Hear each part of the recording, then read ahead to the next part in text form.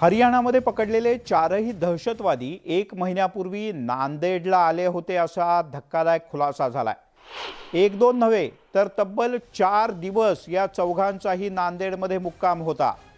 या 4 दिवसात नांदेडमध्ये ते कोणाकोणाला भेटले याचा सुद्धा शोध सध्या पोलिसांनी युद्धपातळीवर सुरू केलाय।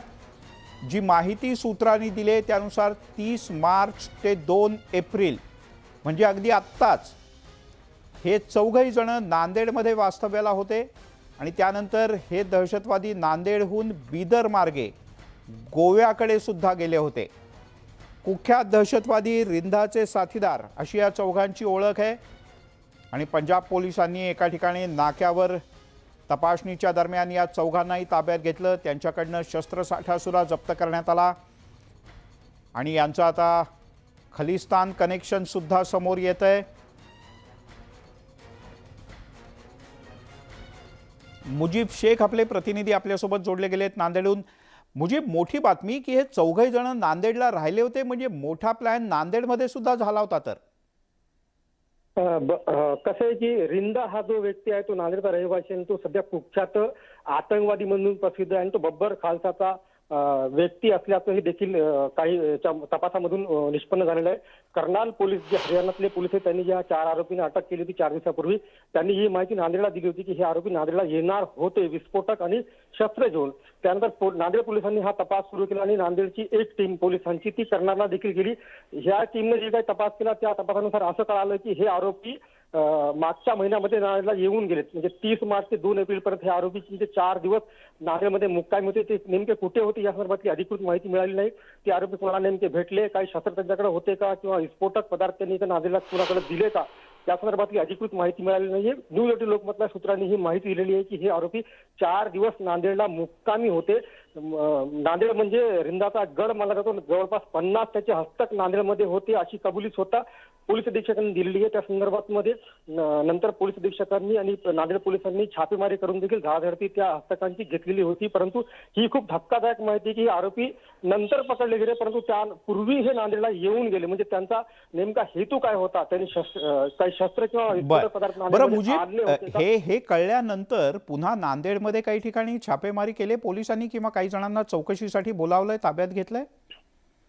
ही 1 दिवसापूर्वीची माहिती आहे। या म्हणजे जेव्हा ह्या आरोपींना कर्नाल पोलिसांनी अटक केली आणि कर्नाल पोलिसांनी हे सांगितलं की हे आरोपी नांदेडमध्ये येणार होते, त्यानंतर नांदेड पोलिसांची एक टीम कर्नालमध्ये गेली आणि त्यांना तिथं कळालं की हे आरोपी यापूर्वी देखील नांदेडमध्ये आले होते। आता त्यानंतर म्हणजे विश्वसनीय पोलीस।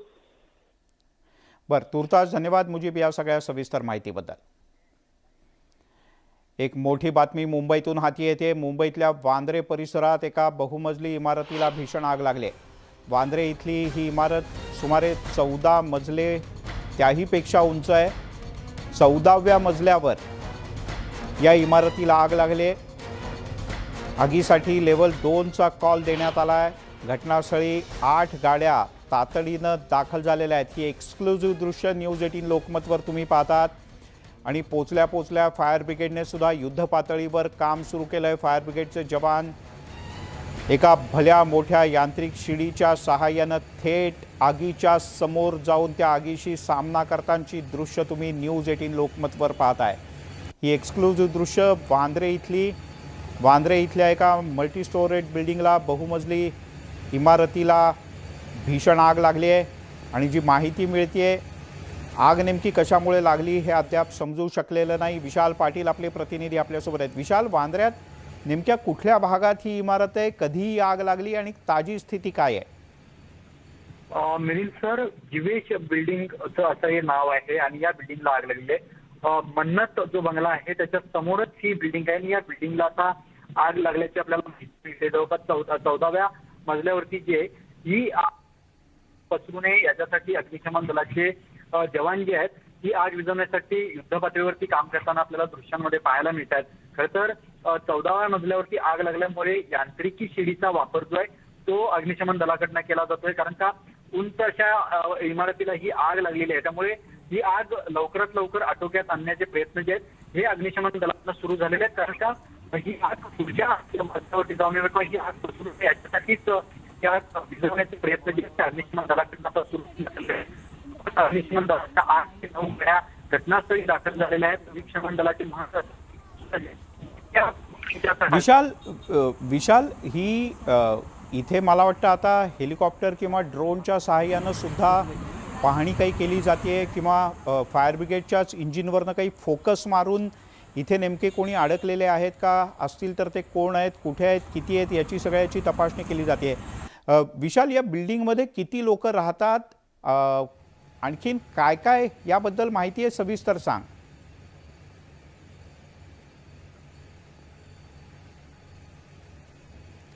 विशालशी आपला संपर्क होऊ शकत नाही आहे, पण जी आपल्याला एक्सक्लुझिव्ह दृश्य आम्ही तुम्हाला दाखवतो आहोत, या बिल्डिंगला जी आग लागली, 14व्या मजल्यावर ही आग लागली. लेव्हल 2ची आग फायर ब्रिगेडने डिक्लेअर केलेली आहे. 8 ते 10 गाड्या घटनास्थळी पोहोचलेल्या आहेत आणि आग विझवण्याचं काम युद्धपातळीवर सुरू आहे.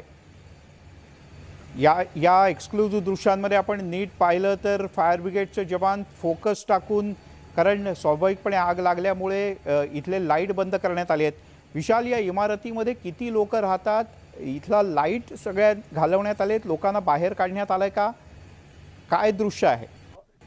आणि सर, आता जर आपल्याला माहिती मिळते की आग लागल्यामुळे त्या ठिकाणचा विद्युत पुरवठा जो आहे हा खंडित करण्यात आलेला आहे. आणि सगळ्यात महत्वाचं म्हणजे ही बिल्डिंग 21 मजल्यावरती आहे आणि या 21व्या मजल्याची बिल्डिंग आहे आणि 14व्या मजल्यावरती ही आग लागलेली आहे. जी इतर लोक आहेत त्यांना बाहेर काढण्यात आलेलं आहे. मात्र याच्यामध्ये कोणतीही जीवितहानी जी आहे ही झाली नसल्याची सद्यस्थितीला आपल्याला माहिती मिळते. मात्र ही आग नेमकी कोणत्या कारणामुळे लागली हे सुद्धा अद्याप स्पष्ट झालेलं नाहीये. मात्र अग्निशमन दलाच्या जवानांकडनं ही आग आटोक्यात कशी आणता येईल किंवा ही आग विझवता कशी येईल याच्यासाठी पूर्णपणे प्रयत्न जे आहेत हे केले जात आहेत. अग्निशमन दलाच्या जवळपास आता 8 गाड्या या ठिकाणी दाखल झालेल्या आहेत. त्याबरोबर अग्निशमन दलाचे महत्वाचे अधिकारी सुद्धा हे मन्नत बंगला जो आहे या मन्नत बंगल्याच्या बाजूलाच हा बंगला आहे आणि याच ठिकाणी ही आग लागलेली आहे. ही आग आता विझवण्यासाठी अग्निशमन दल वेगवेगळ्या पद्धतीनं आग विझवण्याचे प्रयत्न जे आहे ते करताना आपल्याला पाहायला मिळते. यांत्रिकी शिडीचा वापर सुद्धा जो आहे तो या ठिकाणी होताना दिसतो. कारण त्या 14व्या मजल्यावरती ही आग लागलेली आहे आणि बिल्डिंग जी आहे ही रहिवासी बिल्डिंग आहे, त्यामुळे आग पसरू नये याच्यासाठी अग्निशमन दलाकडनं पूर्ण प्रयत्न जे आहेत हे केले जात आहेत.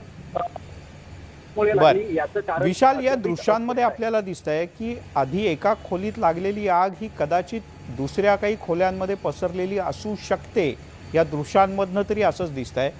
आत्ता इथे किती फायर ब्रिगेडच्या गाड्या आहेत किंवा वॉटर टँक किती आहेत आणि ते पुरेसे आहेत का? मिलिंद सर, खरं तर ही आग आपण जर पाहायला गेलं तर 14व्या मजल्यावरती लागलेली आहे आणि त्याच अनुषंगानं जवळपास 8 फायर इंजिन्स आहेत आणि 7 जेटी ज्या आहेत त्या तैनात करण्यात आलेल्या आहेत. त्यामुळे एकंदरीत जर आपण पाहायला गेलं तर ही 14व्या मजल्यावरती आग लागलेली आहे आणि ज्यावेळेला 14व्या मजल्यावरती आग लागते त्यावेळेला यांत्रिकी शिडीचा वापर जो आहे हा अग्निशमन दलाकडनं केला जातो. कारण का इतक्या वरती जाणं आणि आग विझवणं इतकं सोपं काम जे आहे ते अग्निशमन दलाचा समोर नसतं. कारण का ज्या पद्धतीनं आपण पाहायला गेलं तर ही आग कुठच्याही लेवलला जी ही लागलेली नाहीये. त्यामुळे एकंदरीत जर आपण पाहायला गेलं तर ही आग 14व्या मजल्यावरती लागलेली आहे. त्या ठिकाणी फोकस जो आहे याचा वापर केला जातोय, टॉर्चचा वापर केला जातोय आणि ही आग पसरू नये ही किंवा यासाठी जास्त प्रयत्न केले जात आहेत. विशाल, तुर्तास धन्यवाद या सगळ्या सविस्तर माहितीबद्दल. वेळोवेळी तुझ्याकडनं ताजी माहिती घेत राहू. अपेक्षा करूयात की लवकरात लवकर ही आग आटोक्यात येईल. वांद्र्यात इमारतीत आग लागली, पण इथे महाराष्ट्राच्या राजकारणात भोंग्यांच्या मुद्द्यावरून गेल्या बरेच दिवसांपासून आग लागल्यासारखी स्थिती आहे. मनसेचे अध्यक्ष राज ठाकरे हे अयोध्येच्या दौऱ्यावरून मोठं महाभारत सुरू आहे. कारण राज ठाकरे यांच्या या अयोध्या दौऱ्याला भाजपचे खासदार ब्रिजभूषण शरण सिंह यांनी ठामपणे विरोध करायचं ठरवलंय. उत्तर भारतीयांना अपमानित केल्याबद्दल त्यांनी माफी मागावी ही ब्रिजभूषण सिंह यांची भूमिका अद्यापही कायम आहे. या दौऱ्याचा विरोध करण्यासाठी 5 जूनला चलो अयोध्या अभियानाचं सुद्धा सिंह यांनी आयोजन केलंय. उत्तर भारतीयांचा अपमान सहन केला जाणार नाही अशी त्यांची भूमिका आहे. दुसरीकडे ब्रिजभूषण सिंह यांना समाजवादी पक्षाचे आमदार अबू आझमी यांनी फोन करून पाठिंबा दिलाय. त्यामुळे राज ठाकरे यांच्या अयोध्या दौऱ्याला विरोध करण्यासाठी महाराष्ट्रातून सुद्धा बळ दिलं जात आहे.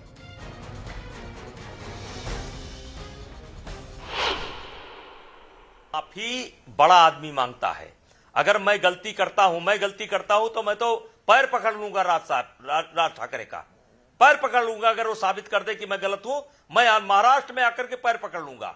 वो अगर देश के नेता बनना चाहते हैं, महाराष्ट्र के नेता बनना चाहते हैं, अयोध्या आना चाहते हैं, मैं भी उनका स्वागत करना चाहता हूं। अरे भाई, अगर मुझसे कोई गलती हुई है तो दोबारा गलती नहीं होगी, क्या दिक्कत है इसमें? और उसके बाद इनके प्रवक्ता पहले तो मीठी मीठी बात करेंगे, बाद में धमकाएंगे, मुझको धमकाने की कोशिश करते हैं। तो भैया, ये दुनिया बहुत बड़ी है, हिटलर नहीं रहा, रावण नहीं रहा, बलि विक्रम बेणु दधीच गए। अगर अनुमत हो तो सुना दूं। बलि विक्रम बेणु दधीच गए और पारथ गए जिन भारत ठाना। जिनके कारण महाभारत का युद्ध हुआ वो भी नहीं है हमारे। और राज ठाकरे साहब जैसे पता नहीं कितने लोग चले गए और कितना लोग कहले जाएंगे। अहंकार नहीं करना चाहिए। त्यामुळे ते मुद्द्यावर ठाम आहेत आणि त्यांचं म्हणणं आहे की राज ठाकरे यांनी माफी मागितली पाहिजे। तिकडे मनसेचे नेते आणि प्रवक्त्यांची उद्याला एक महत्त्वपूर्ण बैठक होते। उद्याला शिवतीर्थ या राज ठाकरे यांच्या निवासस्थानी ही बैठक होणार आहे। राज ठाकरे यांच्या निवासस्थानी सकाळी 11 वाजता या होणाऱ्या बैठकीला मनसेनं आपल्या प्रवक्त्यांना आणि प्रमुख नेत्यांना येण्यासाठी सांगितलेलं आहे। त्यामुळे राज ठाकरे स्वतः मनसेच्या सर्व प्रमुख नेत्यांची आणि प्रवक्त्यांशी बोलणार आहेत। नेमका विषय अद्याप समजू शकलेला नाही, पण उद्या सकाळी 11 वाजता होणाऱ्या या बैठकीकडे सगळ्यांचं लक्ष लागलं आहे।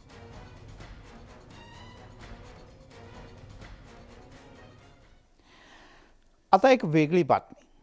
चहाची तल्लफ काय असते आणि काय करायला लावते हे सांगता येत नाही। जो चहा बाज असतो ना, त्याला हे चांगलं माहिती आहे। पण चहा मिळाला नाही म्हणून थेट महासभेत जाऊन महापौरांचा विरोध करण्यात आला आहे। अहो, असा प्रकार घडला आहे मीरा भाईंदर महानगरपालिकेत।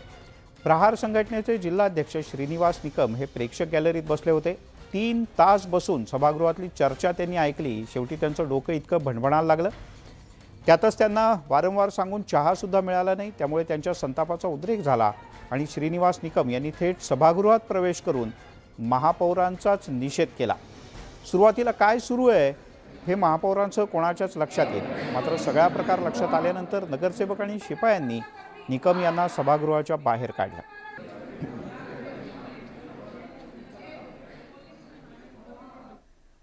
आज जो सभागार के अंदर हुआ, जिस तरह से एक प्रेक्षक में से एक आदमी आता है और महापौर के स्टेज पर, मंच पर चढ़ जाता है, ये बहुत ही निंदनीय है और हम इसका निषेध करते हैं। पूरा शिवसेना, कांग्रेस इसका निषेध करती है, क्योंकि ये ठीक तरीका नहीं है। ये सिक्योरिटी लैप्स है और जो इस पर संबंधित लोग हैं जिनके वजह से ये हुआ, हम आयोग से मांगनी करते कि उन पर सख्त से कार्रवाई करें।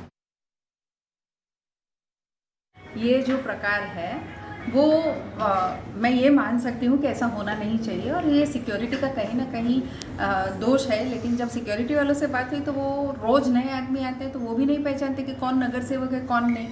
और जो हमारे जो कर्मचारी हैं वो तो शिवलकर को पूछने गए थे कि हमें जो बाहर लोग चाय मांग रहे हैं उन्हें चाय देना है या नहीं, तो वो बंदा पीछे का पीछे चला गया। इतनी सी सिंपल सी बात है, उसका इतना बड़ा इश्यू। मैं तो सभी से निवेदन करूंगी कि ऐसे हादसे होते रहते हैं, उसको भूल के आगे बढ़ना चाहिए। बरं, एवढं सगळं रामायण झाल्यानंतर चहा गरम मिळाला असेल तर ठीक आहे, अन्यथा असो। खासदार नवनीत राणा आणि रवी राणा यांनी नवी दिल्लीत जाऊन लोकसभा अध्यक्ष ओम बिर्ला यांची भेट घेतली। राज्य सरकार आणि पोलिसांची तक्रार यावेळेला राणांनी केली। नवनीत राणा यांनी माध्यमांशी बोलताना सांगितलं की आमच्यावर चुकीच्या पद्धतीनं कारवाई झाली असून जेल बाहेर आणि जेलमध्ये जे आणि जसं घडलं ते आणि तसं अध्यक्षांच्या कानावर घातलं। लोकसभा अध्यक्ष आपल्याला न्याय देतील अशी आपल्याला आशा असल्याचंही नवनीत राणा म्हणाले। पूर्ण डिटेलमध्ये त्यांना मी सांगितलं आणि जे जसं जसं घडलं त्यांनी विचारली। जसं मला तेव्हा आणि त्याच्यानंतर जेव्हा लॉकअपमध्ये नेला, त्याच्यानंतर जेव्हा मला जेलमध्ये नेलं, ते पूर्ण परिस्थितीचा पूर्ण डिटेल माहिती मी त्यांना दिलेली आहे आणि पूर्ण अपेक्षा आहे की ॲज ए चेअरपर्सन लोकसभाचे ते मला न्याय देतील. मी कंटिन्यू त्यांच्यासोबत पूर्ण डिटेलमध्ये त्यांच्यासोबत बोललेली आहे आणि पूर्ण माहिती मी त्यांना दिली आहे आणि एक तारीख सुद्धा त्यांनी मला तारीख 23 तारखेला आणि माझं पूर्ण बयान नोंद होणार आहे आणि ते लेखी स्वरूपातही देणार आहे आणि माझे तोंडी सुद्धा ते माझं बयान घेणार आहे आणि ज्यांनी जसं CPI मुंबईचे पांडेजी त्यांच्या विरोधात आणि त्यांनी जे आदेश दिले आणि ज्यांनी चुकीचे कारवाई केल्या त्यांच्या विरोधात मी पूर्ण डिटेल देणार आहे कसे कसे माझ्यासोबत घडलं.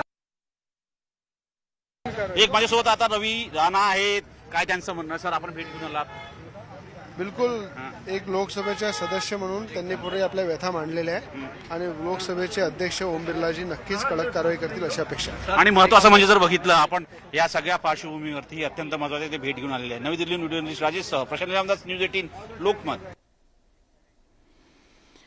तिकडे कोकणातल्या शिवसेनेमध्ये आणि सर्वसामान्य शिवसैनिकांमध्ये मोठ्या प्रमाणात मनभेद आणि मतभेद असल्याचं चव्हाट्यावर आलंय. रत्नागिरीचे पालकमंत्री अनिल परब यांना हटवा अशी थेट मागणी शिवसेनेच्या पदाधिकाऱ्यांनी केल्याचं कळतं. चिपळूणमधल्या बैठकीत ही मागणी करण्यात आली. शिवसंपर्क अभियानाच्या पार्श्वभूमीवर झालेल्या बैठकीत 5 तालुक्यातल्या पदाधिकाऱ्यांनी पालकमंत्री अनिल परब यांच्या कार्यपद्धतीवर उघडपणे नाराजी व्यक्त केली. अनिल परब राष्ट्रवादी काँग्रेसच्या नेत्यांची कार्यकर्त्यांची कामं करतात, त्यांना कामं देतात, पण शिवसेनेच्या सर्वसामान्य आणि वर्षोनवर्ष काम करणाऱ्या शिवसैनिकांना डावलतात असा आरोपही करण्यात आला. पक्षाचे निरीक्षक सुधीर मोरे आणि शरद बोरकर यांच्या समोरच पदाधिकाऱ्यांनी नाराजी व्यक्त केली.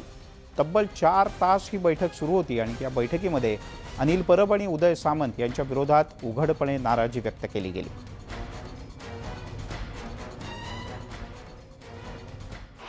रत्नागिरीमध्ये एक बैठक झाली त्यामध्ये पालकमंत्र्यांच्या विरोधात कार्यकर्त्यांनी नाराजी व्यक्त केली अशी माहिती आलेली आहे. त्याची माहिती मला माहित नाही, परंतु इथे जी बैठक झाली त्यामध्ये पालकमंत्री होते, आमदारही होते आणि फक्त विकास कामावर चर्चा झाली. अर्थात मुख्यमंत्र्यांनी या सगळ्यांच्या बरोबर बैठक घेतली. कोकणातल्या आमदारांची वर्षा या मुख्यमंत्र्यांच्या निवासस्थानी बैठक झाली आणि बैठक संपल्यानंतर मुख्यमंत्री उद्धव ठाकरे यांच्यासोबत काही प्रमुख लोकांचीच बैठक पार पडली. सह्याद्री अतिथीगृहात ही बैठक झाली. या बैठकीला एकनाथ शिंदे, अनिल परब आणि उदय सामंत हे उपस्थित होते. कोकणात शिवसेनेमध्ये जर का काही धुमशान असेल किंवा आहे ते शमवण्यासाठी स्वतः उद्धव ठाकरे यांना पुढाकार घ्यावा लागला असं कळतं.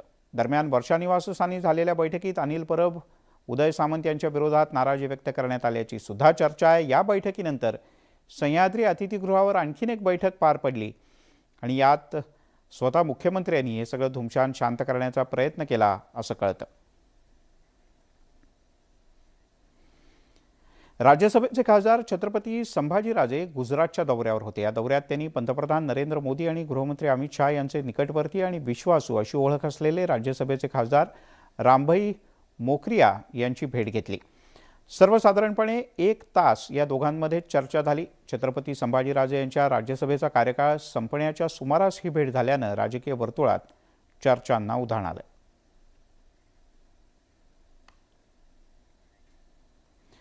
तिकडे देशासह राज्यातील जनता महागाईनं त्रस्त आहे. मात्र अशा परिस्थितीत आमदार सदाभाऊ खोत यांनी मात्र या महागाईचं समर्थन केलंय.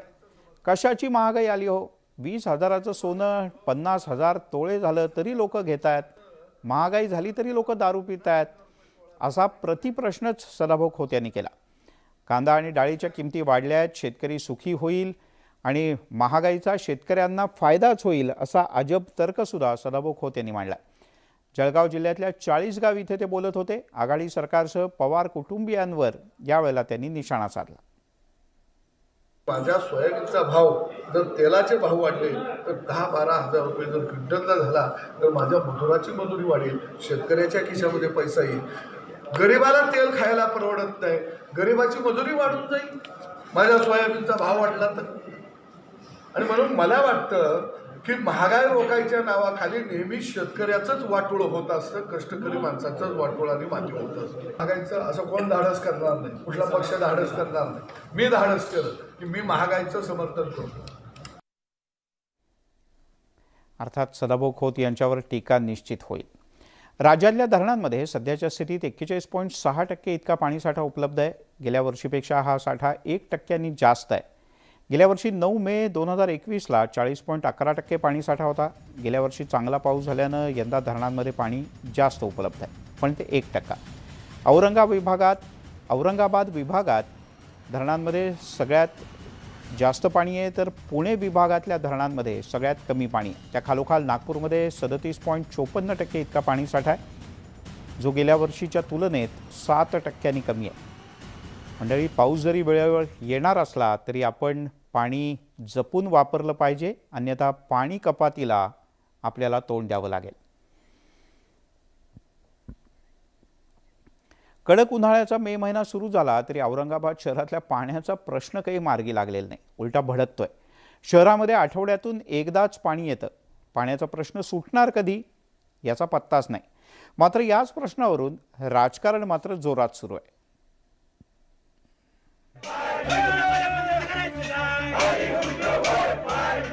पाण्यासाठी औरंगाबादमध्ये आंदोलन हे नेहमीच दिसणारं चित्र.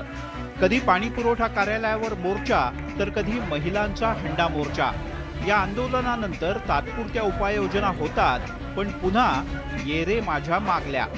औरंगाबाद शहराच्या काही भागात आठवड्यातून एकदा तर कधी 2दा पाणी येतं, पण पाण्याच्या प्रश्नावर कायमस्वरूपी तोडगा काढण्यात प्रशासनाला अपयश येत आहे. औरंगाबाद शहराची जे वॉटर डिमांड आहे ते 240-260 MLDची वॉटर डिमांड आहे.